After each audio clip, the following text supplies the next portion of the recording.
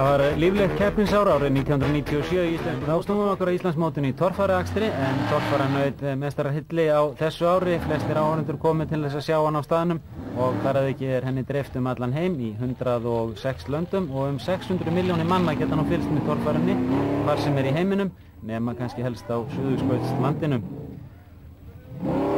Við erum stödd á Akureyri þar sem fyrsta umferðin fór fram, það var Greifatorfæran og þetta Ragnar Skúlason að gera tilraun hér við braut númer 2. En Haraldur Pétursson átti titil að verja og hann mætti til keppni með breyttan bíl frá fyrra ári, var nú kominn með mjög öflugt fjöðrunarkerfi. Hann hins vegar var ekki búinn að ná alveg fullkomnum tökum á bílnum þegar að hér kom að fyrstu keppni. Og Gísli Gunnar Jónsson langar mikið í Íslandsmeistaratitilinn, varð Íslandsmeistari síðast 1993, Einar Gunnlaugsson varð Íslandsmeistari 94 og Haraldur Pétursson 95 og 96 og hér Gunnar Egilsson í þraut númer 2 á Akureyri. Fyrstu 4 þrautirnar voru mjög brattar og reyndi talsvert á hugrekki ökumanna og einstað þeir hefðu þurft að þekkja bílana sína betur. Þannig var Haraldur Pétursson á ferði í 3. þraut og Gísli og hann fyrir heldur hærra, stoppar hérna á brúninni, næstum því farin aftur fyrir sig en hann fór alla leið. Hann og Ásgeir Jamil voru þeir einu sem fóru alla leið í þessari þraut. Ásgeir Jamil fekk þó fleiri stig en Gísli þar sem að Gísli bæði stoppaði og fór yfir dekk í endahliði, þannig að hann fekk talsvert mikið mínus, 50 stig í mínus. Það var Einar Gunnlaugsson á nýsmíðum Sonax Drega eða Nordec Drega eins og hann heitir á Íslandi. Þegar að þetta efni er sýnt erlendis þá heitir bílinn hjá honum Sonax Dreginn og þá er það Ragnar Skúlason í 4. þraut og hann missir hér stjórn á bílnum.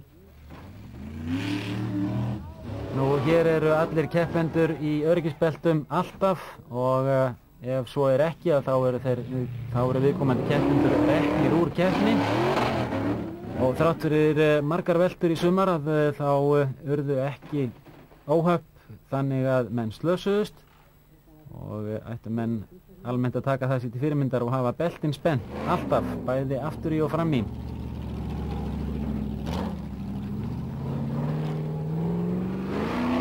Haraldur Pétursson gekk ekki alveg nógu vel í fyrstum 4 þrautunum en sömu sögu var ekki segja Einar Gunnlaugsson, hann var kominn með forystur þarna og jók hana í þessari 4. þraut. Gunnar Egilsson en nú koma tímabraut og sjá hvað ég geri þar. Ég reyni ekki að gera eitthvað betur.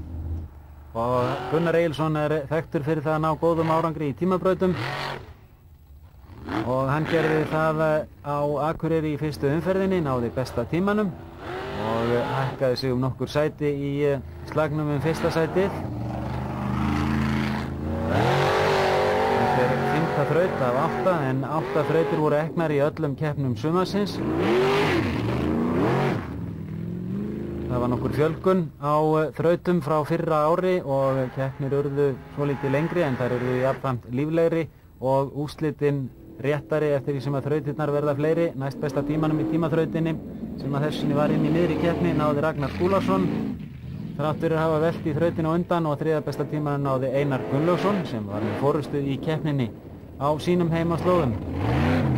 Þess má geta að Helgi Sjött aðstofaði Einar við að smíða þennan bíl og smíðaði annan nokkurn veginn eins en var frá að hverfa í fyrstu þraut þegar bílinn drap á sér og hann fór aftur og bak niður og eina kollsteypu. En Einar Gunnlaugsson kom sá og sigraði í fyrstu umferðinni, hann hefur oft leikið það eftir á Akureyri. Í öðru sæti var Ragnar Skúlason á Subway bíl sínum.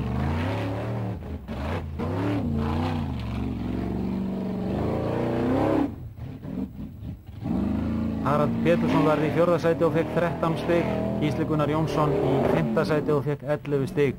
En Gunnar Egilsson lenti í 3. sæti, þrátt fyrir heldur fá stig úr fyrstu 4 þrautunum. En reglur eru þannig í torfærunni að eknar eru 5 keppnir, 5 umferðir og 4 bestu hjá hverjum keppanda telja til úrslita. Þorsteinn Einarsson mætti til leiks á nýsmíðuðum bíl sem fékk nafnið Inga. Í þessum bíl var sú sama vél og hann hafði haft í gömlu Ingu þar sem hann var Íslandsmeistari á fyrir nokkrum árum í vörtubílaflokki. Og hér í 7. þraut þá velt hann og bensíntankurinn stóð opinn og því flæddi út bensín og niður á bústrein og það kviknaði í, en það tók ekki starfsmenn nema 4 sekúndur að komast að bílnum og það tók Þorstein það til 6 sekúndur að komast út, en hann var hins vegar fastur í handleggjaólunum sem að eiga sjá til þess að handleggirnir sveiflist ekki út úr bílnum við veltu. Nú, þetta var til þess að hann hætti keppni þegar að líða tók á sumarið, en Einar Gunnlaugsson var með forystu eftir fyrstu umferð með 20 stig, Ragnar Skúlason í öðru sæti. Og þá er það götubílaflokkurinn. Þar voru 6 keppendur mættir til leiks. Gunnar Pálmi Pétursson átti til að verja, en hér er það Gunnar Guðmundsson, rappari.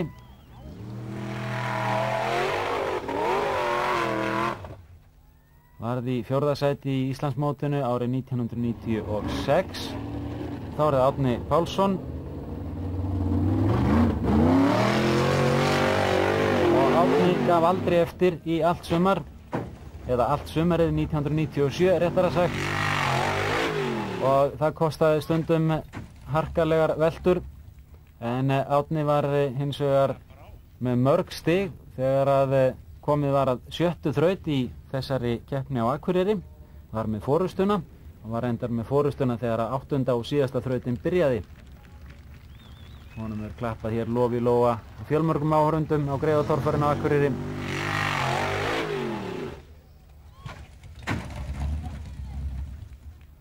Bíllinn hjá honum gengur undir nafninu gamla götukellingin.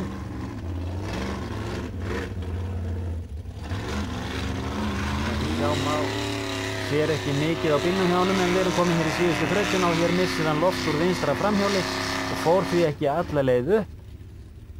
Og það reyndist dýrkeypt, hann varð að láta sér linda annað sæti í þessari keppni, en Gunnar Pálmi Pétursson, Íslands og heimsbikarmeistari 96, náði sigri og fékk 20 stig í slagnum Íslandsmeistaratitilinn. Vel að verki staði hjá Gunnari Pálma, og í 3. sæti Rafn Arnar Guðjónsson með 15 stig, Gunnar Guðmundsson í 4. sæti og Hallgrímur Ævarsson í 5. sæti. Rafn Arnar Guðjónsson varð í öðru sæti 1996 en er þarna í 3. eftir fyrstu umferðina.